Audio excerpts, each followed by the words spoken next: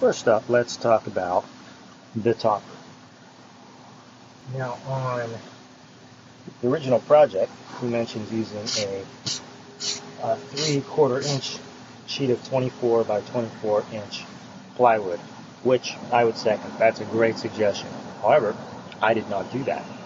The reason because going to the bin, the scrap bin at Home Depot, you can often find some really good deals. And I went there just looking for whatever they had to see if they had something approximately the size I needed. And it just so happens that instead of paying $10 for a piece of hardwood, I picked up for just 50 cents. No, actually, ends up being $1 when you add it together. Just a piece of OSB plywood, along with an 1/8 inch of oak for the top. And this is a design that I like to use when I make a workbench. Not necessarily with the OSB. I don't recommend using that all the time. It was convenient. But the thing is, when you make a workbench top, you're going to be pounding on it and making scratches and holes in it. So a disposable top is something that I like to do. If I was making a heavy one, I might use MDF for the bottom and just pick up some very cheap hardboard. That's kind of like compressed cardboard type stuff that you can just laminate onto the top of this, nail it down, and you can just remove it whenever it gets all scratched up and replace it for really, really cheap. So I like to just make my tops out of something as cheap as possible. So I like this little improvement. We'll see how it works. And at the worst, I spent $1 on this instead of, $10-15, which you could spend easily. Is to go around and put these tacks in just to make sure it stays. Right now there's a little bit of glue, but it can be easily ripped off. But I want to just nail in a few of these around the sides. I got cut tacks that could go in very easily into the harder boards. And I'm not going to bore you with melting these in.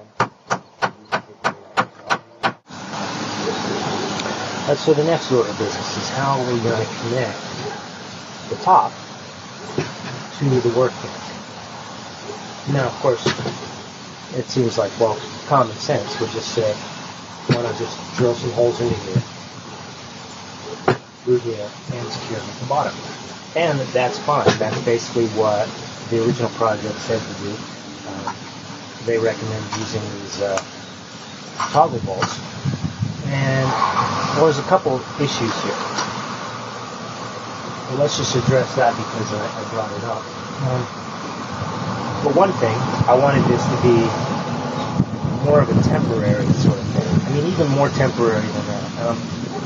To me, when you use anchors, wall anchors, that's a rather permanent solution. You're intending to leave it here for a very long time and occasionally take it off. But for me, I actually like the use of the workbench and using the vices. Even though these aren't that great, these can be upgraded. And so that you can have perfectly good vices and good software and use it for all sorts of things. But it becomes a bit of a hassle if you're going to have to undo the anchors. So I just wanted to use some simple. And the other issue is the one that we mentioned before, that drilling holes through here into here creates a problem of, every workbench has a slightly different configuration of the holes.